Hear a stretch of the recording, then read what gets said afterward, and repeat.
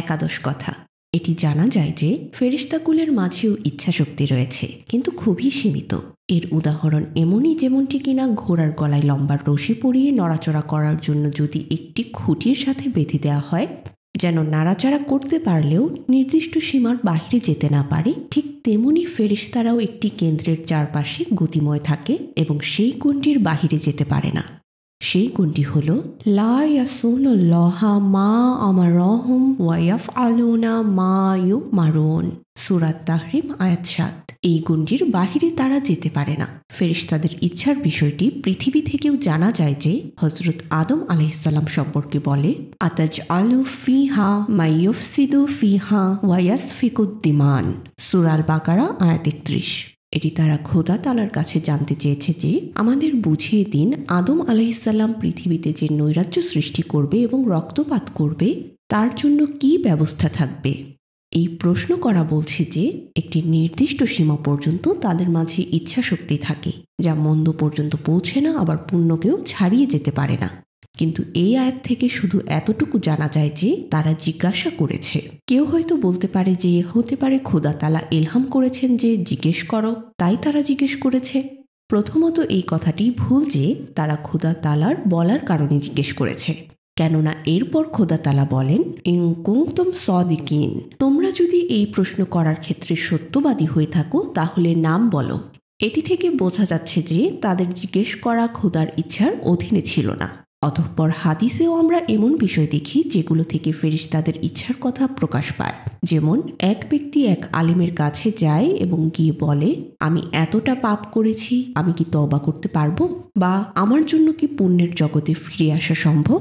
সে বলে তোমার তওবা গৃহীত হবে না। সে তাকে হত্যা করে এবং এরপর আরেক ব্যক্তির উদ্দেশ্যে রওনা হয় যেন তার কাছে তওবা করতে পারে, কিন্তু পথিমধ্যেই সে মৃত্যুবরণ করে। এতে জান্নাতের ফেরেশতা বলে, আমরা তাকে জান্নাতে নিয়ে যাব, কেননা সে তওবার নিয়ত বা সংকল্প করেছিল। আর দোজখের ফেরেশতা বলে, আমরা তাকে দোজখে নিয়ে যাব, কেননা সে তওবা করার আগেই মৃত্যুবরণ করেছে। এটি থেকে জানা যায় যে ফেরেশতাকুলের মাঝে ইচ্ছা থেকে থাকে। এরপর এই আয়াত থেকেও জানা যায় যে আল্লাহ তাআলা বলেন, আমি তো সেই বিতর্কের অবস্থা অবগত ছিলাম না যখন ফেরেশতারা পরস্পর বিতর্ক করছিল, সূরা সোয়াদ আয়াত ৭০। এ থেকে জানা যায় যে তারা একে অপরের সাথে তর্ক করে। অতএব তাদের মাঝে ইচ্ছাশক্তি বিদ্যমান, তবে খুবই সীমিত পরিসরে। দ্বাদশ কথা, ফেরেশতাদের সম্পর্কে এটি জানা যায় যে তারা অদৃশ্যের জ্ঞান রাখে না, কেননা পবিত্র কুরআনে আল্লাহ তাআলা বলেন, আর যেদিন আল্লাহ তাআলা তাদের সবাইকে একত্র করবেন, অতঃপর ফেরেশতাদের বলবেন, এরা কি তোমাদের ইবাদত করত? তারা বলবে, তুমি পবিত্র, তাদের সাথে আমাদের কি সম্পর্ক? আমাদের বন্ধু তো তুমি। তারা তো জিনদের ইবাদত করত, আর তাদের অধিকাংশ তাদের উপর ঈমান আনয়ন করত, সূরা সাবা আয়াত ৪১-৪২। এই আয়াত থেকে জানা যায় যে ফেরেশতারা অদৃশ্যের জ্ঞান রাখে না, কেননা তাদের যদি অদৃশ্যের জ্ঞান থাকতো তাহলে তারা ইবাদত সম্পর্কে জ্ঞান না থাকার কথা বলতো না। এটি বলা যেতে পারে না যে আল্লাহ তাআলা এমনিতেই প্রশ্ন করেছিলেন, কেননা এমন পরিস্থিতিতে বিনা কারণে প্রশ্ন করাও এক প্রকার মিথ্যা হয়ে যায়, আর আল্লাহ তাআলার সত্তা অতি পবিত্র। দ্বিতীয়ত, পূর্বের কিতাবসমূহ থেকে জানা যায় যে কতিপয় লোক ফেরেশতাদের ইবাদত করা যায় বলে বিশ্বাস পোষণ করত। অতএব বোঝা যাচ্ছে যে কতিপয় ফেরেশতা জ্ঞান না থাকার কারণে এই কথা অস্বীকার করবে যে কিছু কিছু মানুষ তাদের ইবাদত করত।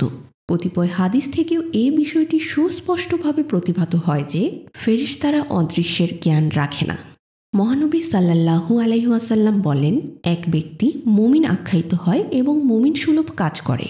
লেখক ফেরেশতারা যখন তার আমল নিয়ে খোদা তাআলার সমীপে উপস্থাপনের জন্য যায়, যেমন সে যদি নামাজ পড়ে আর তারা তার এই কর্মকে খোদার সমীপে উপস্থাপন করলে তখন ঊর্ধ্বলোক থেকে এই আওয়াজ আসে যে তা ফিরিয়ে নিয়ে যাও আর গিয়ে তার মুখে ছুঁড়ে মারো, এই নামাজ সে আমার জন্য পড়েনি।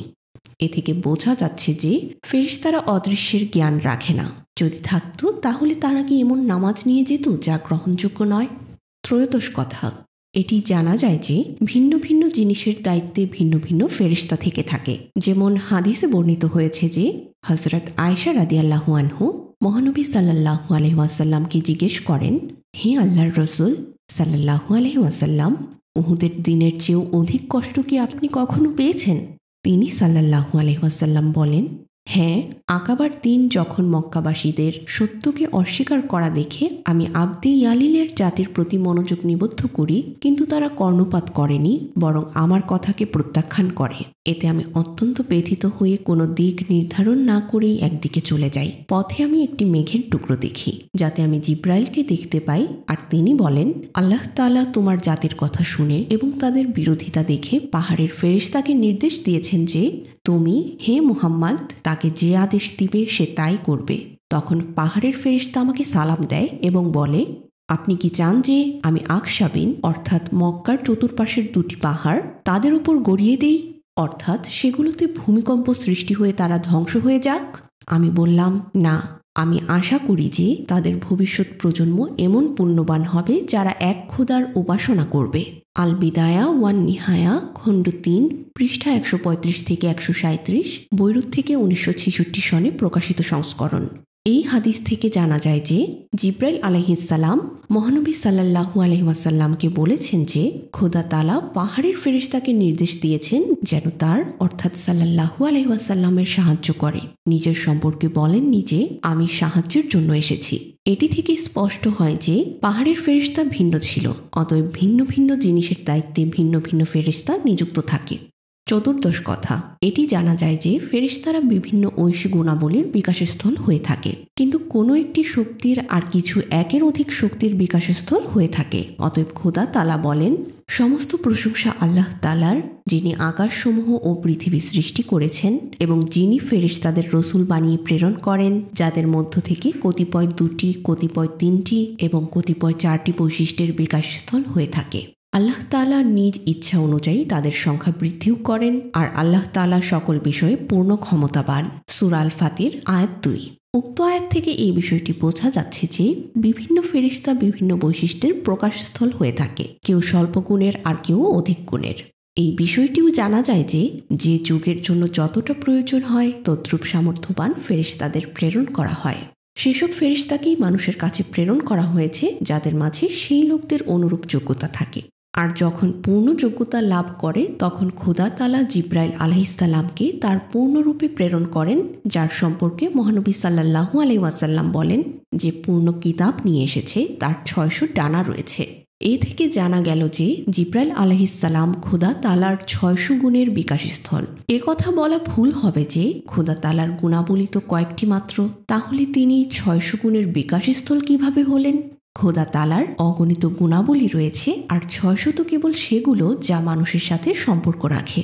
হযরত মসিহ মাউদ আলাইহিসসালাম খুবই সূক্ষ্ম একটি কথা লিখেছেন, তা হল পবিত্র কুরআনের জ্ঞান মহানবী সাল্লাল্লাহু আলাইহি ওয়াসাল্লাম জিব্রাইলের চেয়ে অধিক রাখতেন, এবং এটি একান্ত সঠিক কথা। এর কারণ হল ফেরেশতারাও তার অর্থাৎ সাল্লাল্লাহু আলাইহি ওয়াসাল্লামের সাহায্যে নিয়োজিত ছিল, আর তারা মহানবী সাল্লাল্লাহু আলাইহি ওয়াসাল্লামের অন্যান্য গুণের ফেরেশতা ছিল। অতএব বোঝা যাচ্ছে যে ফেরেশতারা বিভিন্ন গুণের বিকাশস্থল হয়ে থাকে। আর আজনিহা শব্দের অর্থ ডানা নয়, বরং গুণাবলী যা তাদের মাঝে পাওয়া যায়। এগুলো হলো সেসব কথা যা থেকে ফেরেশতাদের সম্পর্কে অনুমান করা যায় যে তারা কিরূপ সৃষ্টি। এই বর্ণনা থেকে মালাক শব্দটির পাশাপাশি কেউ ফেরেশতাদের কিছু কিছু গুণের কথাও জেনে থাকবে। এখন আমি তাদের কাজ সম্পর্কে বলছি।